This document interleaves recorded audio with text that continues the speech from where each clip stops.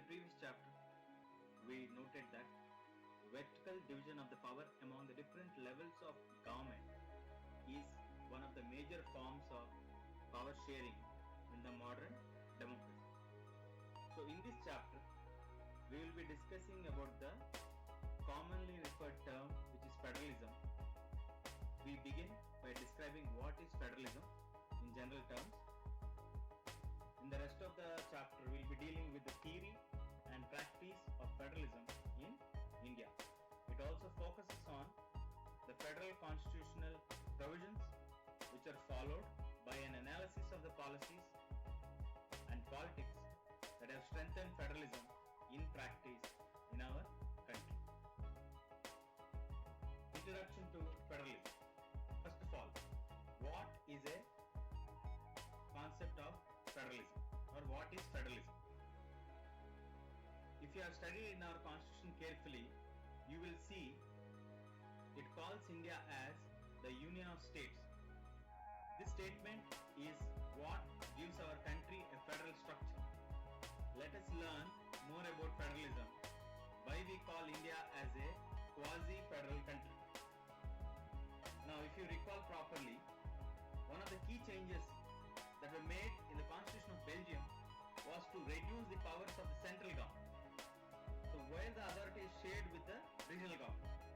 The regional governments existed in Belgium ever earlier have seen their roles and powers like this.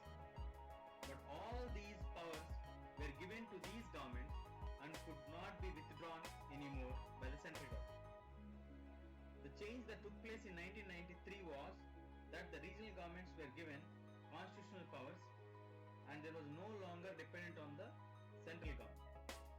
Thus, Belgium shifted from a unitary form of government to a federal form of government. Sri Lanka continues to practice the unitary system where the national government has all the powers, which the Tamil leaders felt that they were denied certain rights, they were not given importance. Now, if you move on to federalism, federalism is a system of government in which the power is divided between the central government and the state governments, or federalism as it is a core system where the dual machinery of government functions. Generally under federalism there are two levels of governments. One is a central authority which looks after the major affairs of the government. The other is more of a local government which looks after the day-to-day functioning and activities of their regions. Now, in the sense, federations are contrasted with unitary governments. Why federations are contrasted with the unitary governments? You can see the picture here. In the federalism, we always have a balance between the union government and the states. The central government can pass an order on the provisions of the local government. But in federal system, the central government cannot order the state government to do something, whereas the state government has powers of its own for which it is not answerable to the central government. Both these governments are separately answerable to people. What are the key features of federalism? As federalism defines the system of government in which the powers are divided and shared by the central or the federal government and its regional or state government. The best way to comprehensively understand federal system is to learn about its features. These characteristics combine to reflect the true sense or the essence of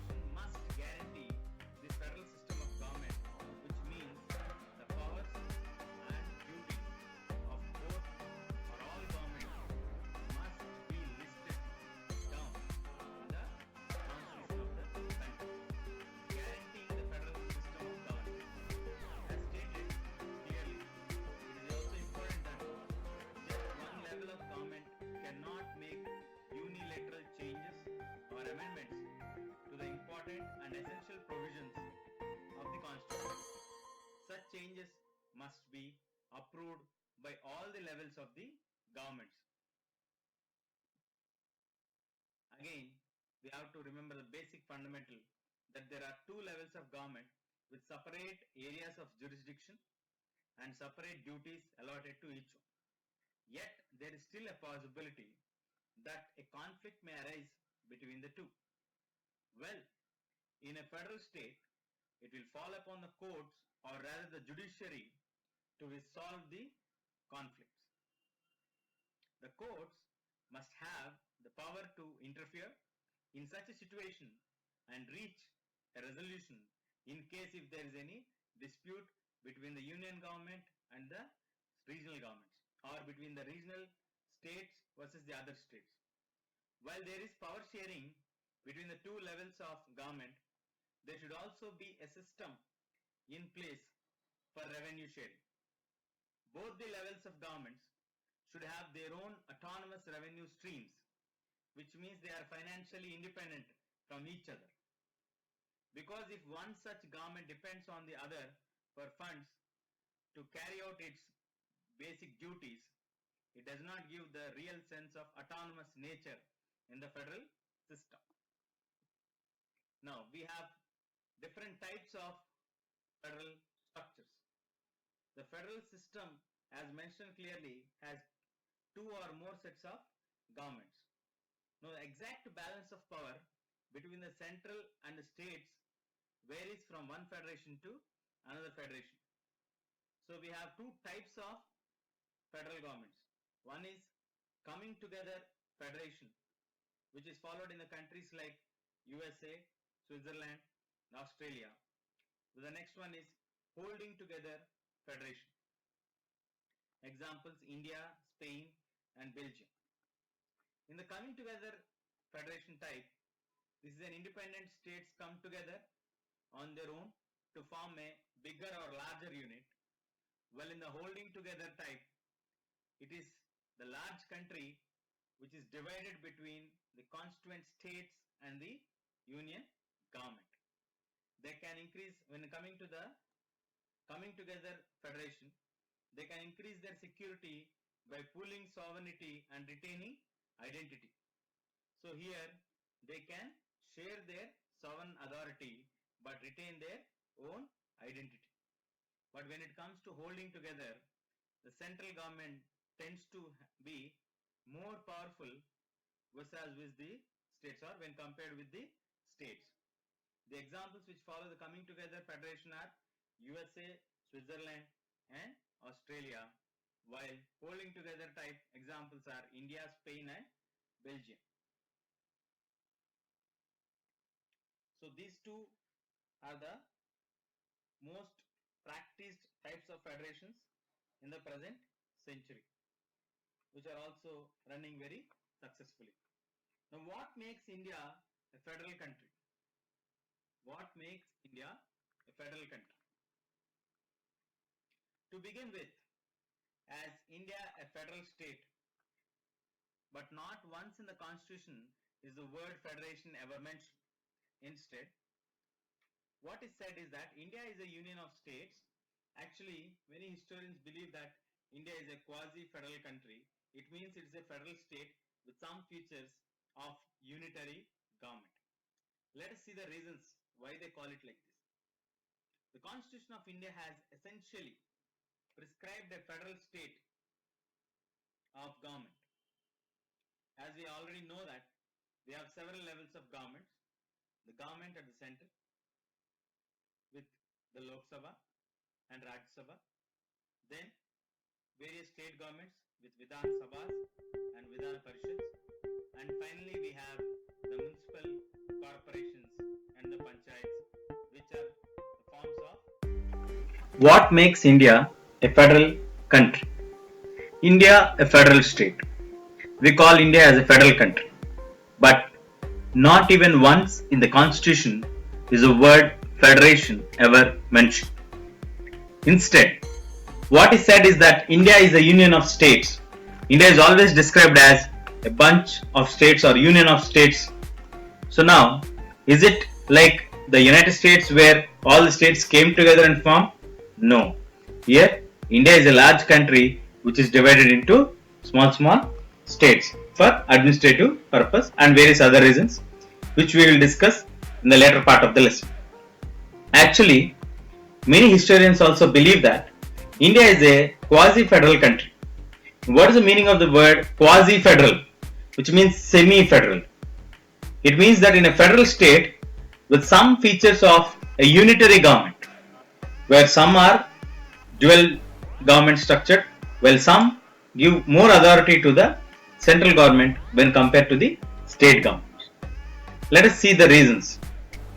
The Constitution of India has essentially prescribed a federal state of government, where we all know clearly, recently the elections have happened. We have a government at the union level.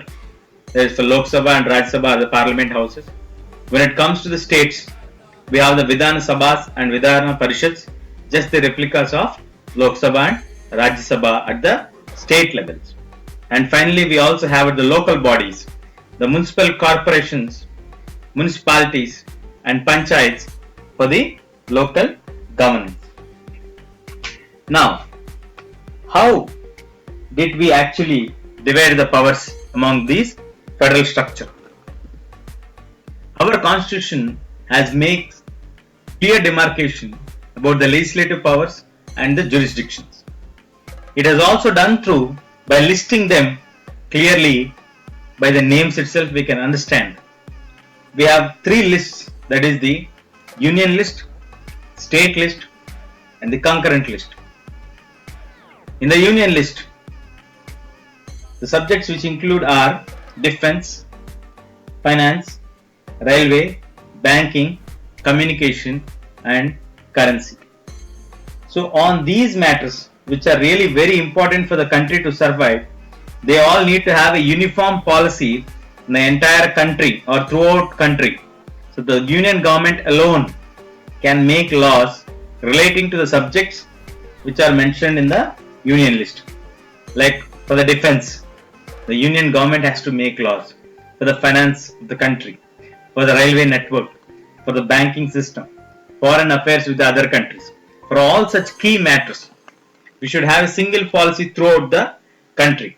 So, the central government is given the authority to make laws on these particular subjects, and it's rightly named as union list. Coming to the next list, as you can see on the screen, there is a state list. So, it contains the subjects which are of state and of local importance within the particular state, such as transport, trade, commerce, agriculture, irrigation, police, state law and order authorities, all those matters. Here, the state government alone can make laws which are pertaining to that particular state law only. The subjects which are mentioned are applicable only for that particular state. The law may vary from one state to another state. So, the state list. Now, coming to the concurrent list.